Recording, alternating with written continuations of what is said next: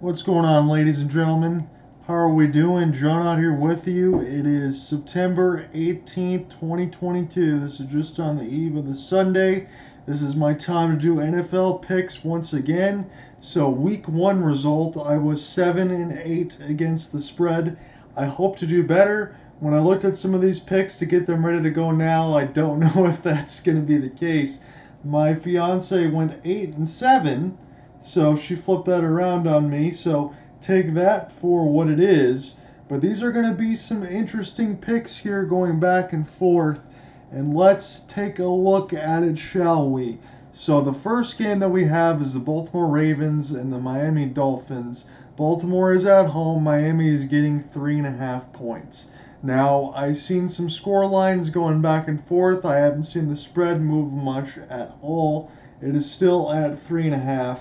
A lot of people are saying that Baltimore is going to win by a field goal, and if that's the case, I think I can comfortably take the 3.5 points with the Miami Dolphins, not just because of what they did against the Patriots, but I still like that offense. I still like Tua, and I think Miami can do enough to stay in the game. So give me the Dolphins plus the 3.5.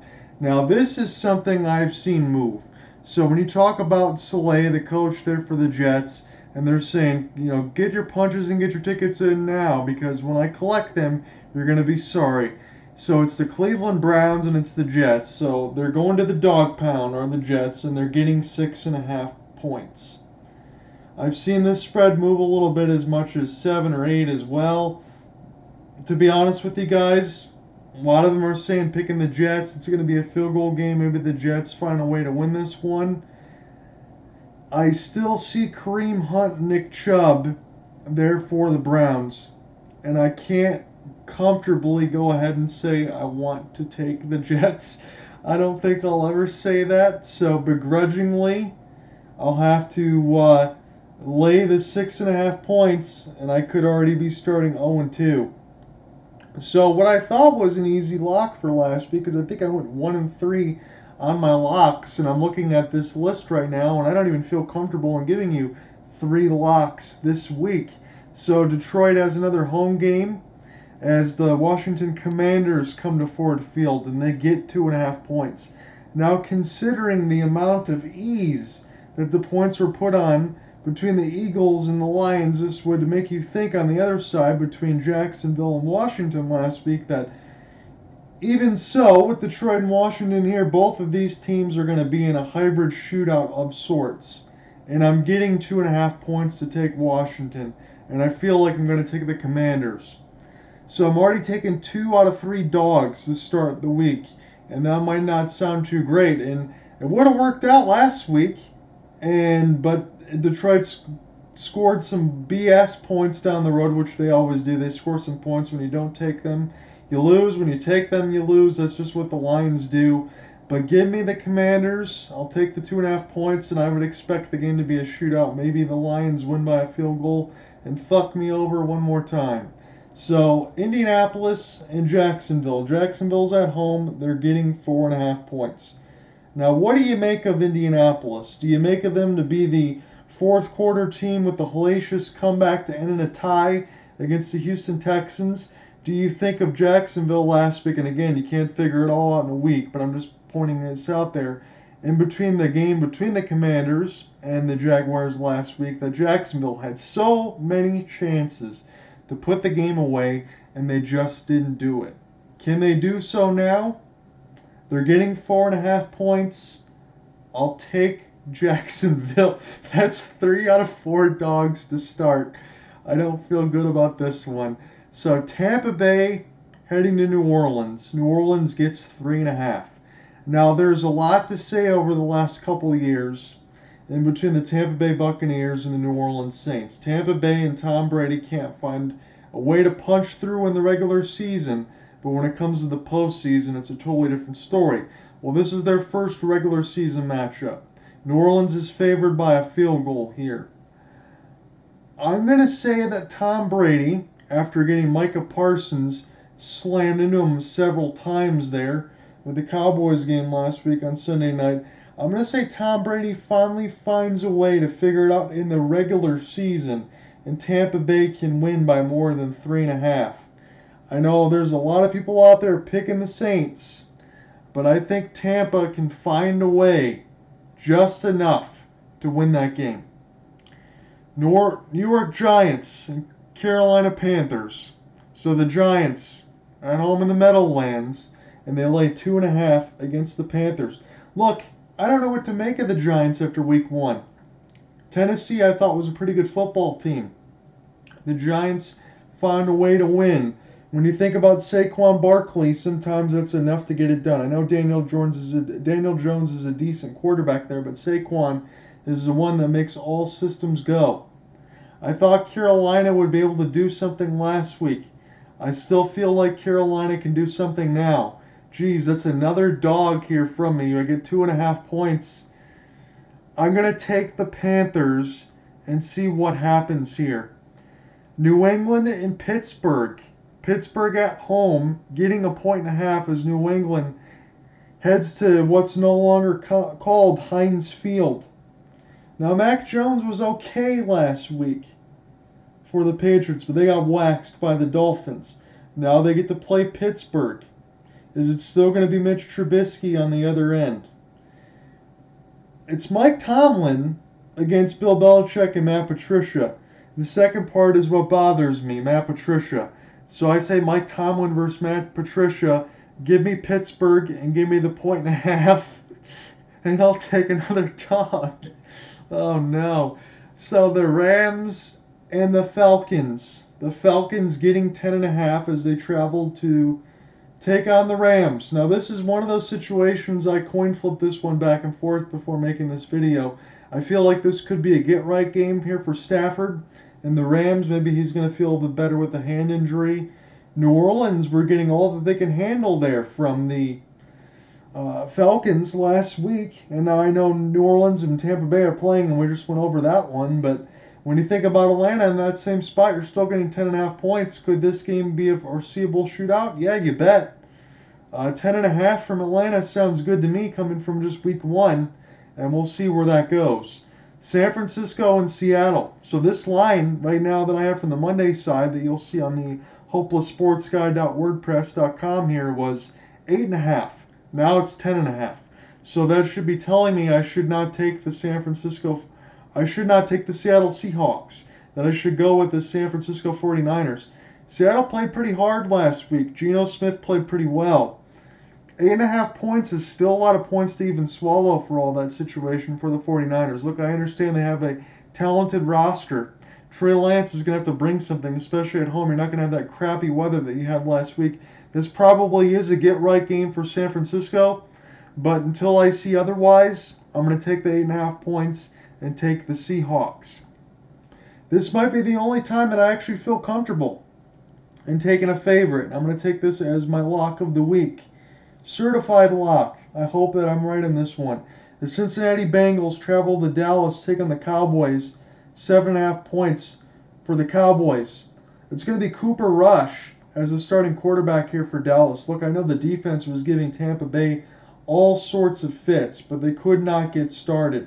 Joe Burrow, he needs to have his Week 2 performance be a lot better than Week 1. And look, it's a lot different in the preseason. Now you only get 3 games. A lot of these guys don't want to go ahead and play these games now to get hurt.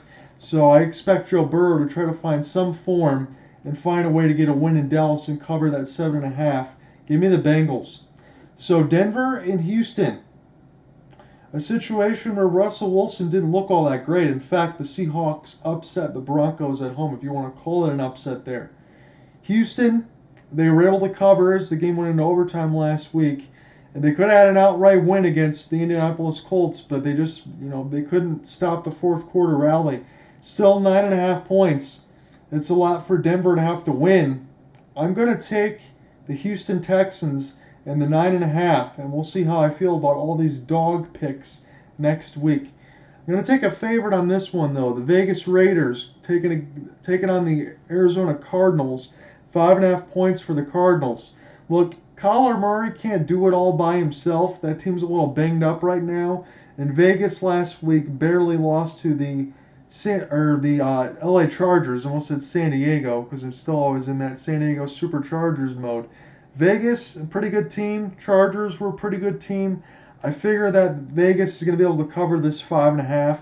So give me the Raiders as I take another favorite at least. So I feel a little bit better about that, trying to spread the picks out. But this is where it all goes to hell.